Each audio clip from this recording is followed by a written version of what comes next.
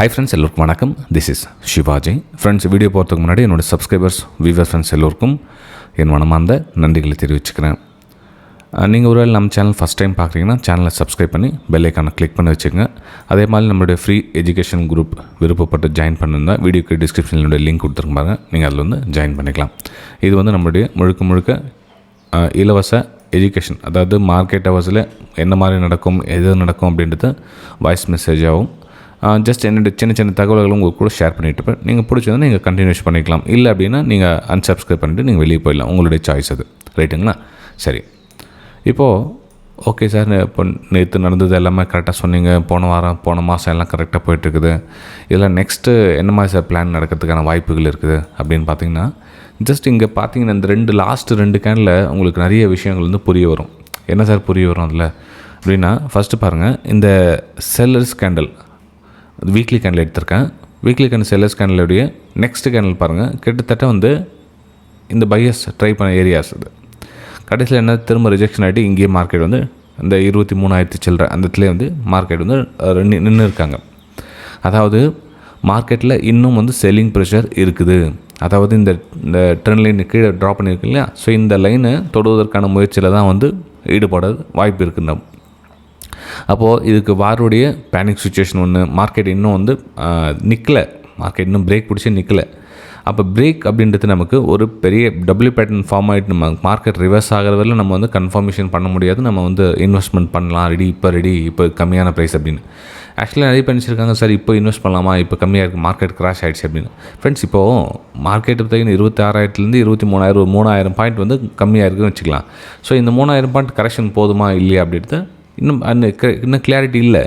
அப்போது நமக்கு இன்னும் எவ்வளோ தான் மார்க்கெட் வரும் அப்படின்னு பார்த்தீங்கன்னா, இந்த ட்ரெண்ட் லைன் டச் ஆகணும் ஃப்ரெண்ட்ஸ். இன்னும் இந்த ட்ரெண்ட் லைன் டச் ஆகிட்டு அதுக்கப்புறமா டிசிஷன் வந்து மார்க்கெட்டை மேலே போகுமா அல்லது இன்னும் கொஞ்சம் கீழே வருமா அப்படின்றத நம்ம வரும் நாட்களில் பார்க்கணும். ஏன்னா இப்போ இந்த சப்போர்ட் லைன் கிட்ட மார்க்கெட் டிசிஷன் எடுக்கும்.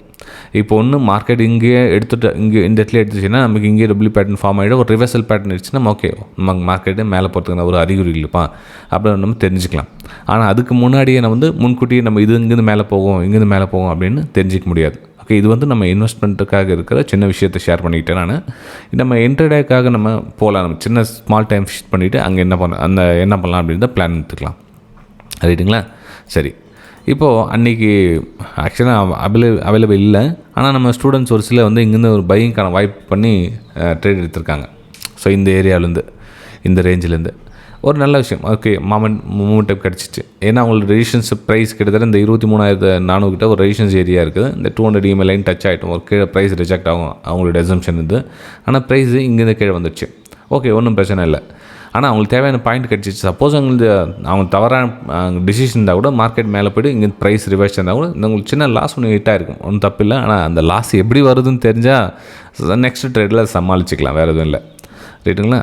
சரி, இப்போது நெக்ஸ்ட் என்ன சார் மார்க்கெட் போகிறதுக்கான ஒரு வாய்ப்புகள் இருக்குது அப்படின்னு பார்த்தீங்கன்னா, இங்கே பாருங்கள், இப்போது நமக்கு ஒரு ரேஞ்ச் கிடச்சிச்சு. நமக்கு லோயில் ஃபார்மேஷன் பண்ணி மார்க்கெட்டுக்கு ஒரு லோ பிரேக் ஆகிடுச்சு. இந்த லோ பிரேக் ஆகிடுச்சு, மார்க்கெட்டு கீழே வர ஸ்டார்ட் ஆகிடுச்சு. அப்போ நமக்கு இந்த ஏரியா இந்த 200 EMA லைனுக்கு கீழே இருக்கிற வெள்ளம் நம்ம வந்து பிரேக் டவுனுக்கான ஒரு வாய்ப்புகளை பார்க்கலாம். அதாவது ஒரு பிரேக் டவுனுக்கான வாய்ப்புகள் பார்த்தோம் அப்படின்னா நமக்கு 22,880 800 700 இந்த ரேஞ்செலாம் இன்ட்ரடேக்காக சொல்லுது. இப்போ 23ஆம் இல்லையா? ஸோ 23ஆம் நெக்ஸ்ட்டு கடக்கும் தூரம் அப்படின்னு பார்த்தீங்கன்னா டவுன் சைடுக்கான பிளான் பண்ணால் பெட்டராக இருக்கும் அப்படின்றது என்னுடைய அசம்ஷன். ரைட்டுங்களா? சரி, அப்பர் சைடு அப்போ அப்படின்னு பார்த்தீங்கன்னா, இப்போ அப்பர் சைடு எங்கே லாஸ்ட்டாக பையர்ஸ் டைப்பாக புஷ் பார்க்க இடம். ஸோ இது ஒரு புல் பேக்கை வச்சுக்கலாம்.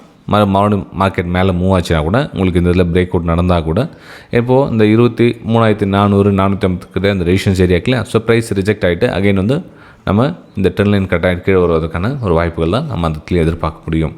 அப்போ நமக்கு இப்போ ப்ரெசென்ட் வந்து பையிங்கான பிளான் எதுவும் இல்லை. மேபி நாளைக்கு மார்க்கெட் ஒரு கேப் அப், ஏதாவது ஒரு நியூஸ் வந்துடுது, டக்குன்னு பெரிய கேப் அப் ஆகிடுச்சு அப்படின்னா மட்டும்தான் வந்து ஒரு பாசிட்டிவ்க்கான ஒரு அறிகுறி பார்க்கலாம். அதாவது இந்த 23,320க்கு மேலே. அதுக்கு முன்னாடி நம்ம பாசிட்டிவ் இங்கேருந்து மேலே போய்டும் அசம்ஷன்லாம் அது தவறு. அப்போ நம்ம கொஞ்சம் வெயிட் பண்ணி ஒரு டவுன் சைடுக்கான பிளான்லேயே ஈடுபட முயற்சி பண்ணுவோம் நம்ம. அப்போ நம்ம பிரேக் டவுனுக்கான ஒரு வாய்ப்புகளை பார்த்துட்டு அந்த 22,800 இந்த லெவலை நோக்கி அந்த பயணம் பண்ணதுல அந்த டிஸ்டன்ஸில் நம்ம டார்கெட்டாக வச்சு நம்ம மூவ் பண்ணலாம். ஓகே, சரி, நெக்ஸ்ட் நம்ம பேங்க் நிஃப்டி போகலாம். பேங்க் நிஃப்டியில் என்ன சார் பிளான் பண்ணியிருக்கீங்க அப்படின்னு பார்த்தீங்கன்னா, பேங்க் நிஃப்டி பாருங்கள்.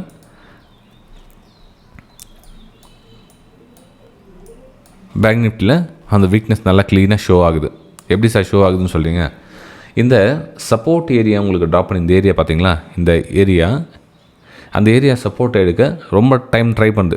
ஸோ இங்கேயும் சப்போர்ட் எடுத்தாங்க ட்ரை பண்ணாங்க. இந்த லோ கட் ஆகிட்டாங்க. அப்படியே அதே மாதிரி இந்த லோவில் தான் இன்னும் ப்ரைஸ் ட்ராவல் ஆகிட்டுருக்கு.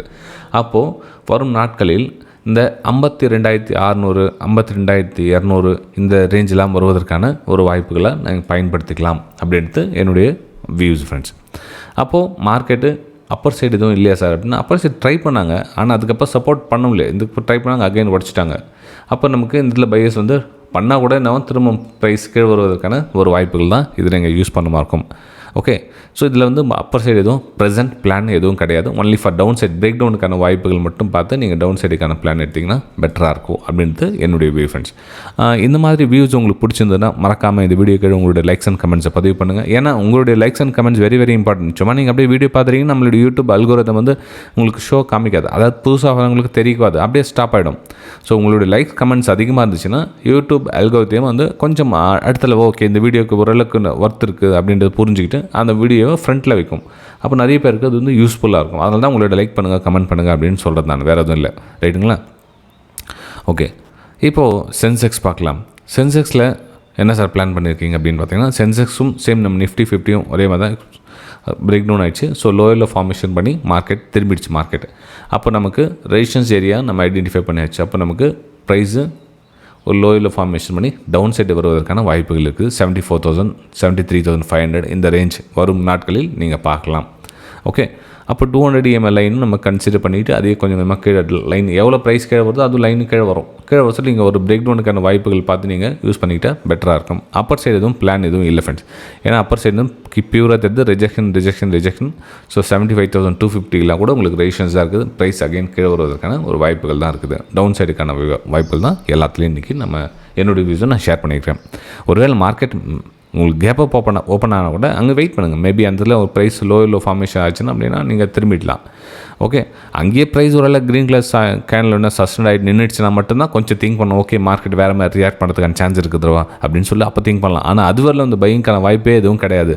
நிறைய பேர் நினச்சிருக்காங்க சார் மார்க்கெட்டு மேலே போய் தான் கீழே வரும், கீழே போய் மேலே போவோம் அப்படின்ற மாதிரி. ஸோ இந்த கீழே போய் மேலே போயிடுச்சு இதை திங்க் பண்ணுறாங்க. அதேமாதிரி இங்கேருந்து வந்துச்சுன்னா இங்கேருந்து மேலே போயிடும் அப்படின்னாங்க. அது மேலே போதோ இல்லையோ, ஆனால் கீழே வருது இல்லையா. ஸோ அந்த கீழே வரதுக்கான வாய்ப்பு யூஸ் பண்ணிக்கலாமே. நம்ம மைண்டை ரெண்டு பக்கமும் வச்சுட்டு தான் நம்ம அதை கன்ஃபியூஸ் பண்ணுறோம். மார்க்கெட் நம்ம கிளாரிட்டி ஒரு வியூ கிடச்சிச்சு, நம்ம செல்லர்ஸாக இருக்கோம் அப்படின்னா பையர்ஸ் ஒழுங்காக ட்ரை பண்ணணும். நமக்கு தேவையில்லை.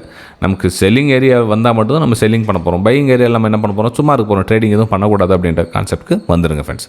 ரைட்டுங்களா? சரி, நம்ம அடுத்த வீடியோ சந்திக்கலாம். தேங்க்யூ.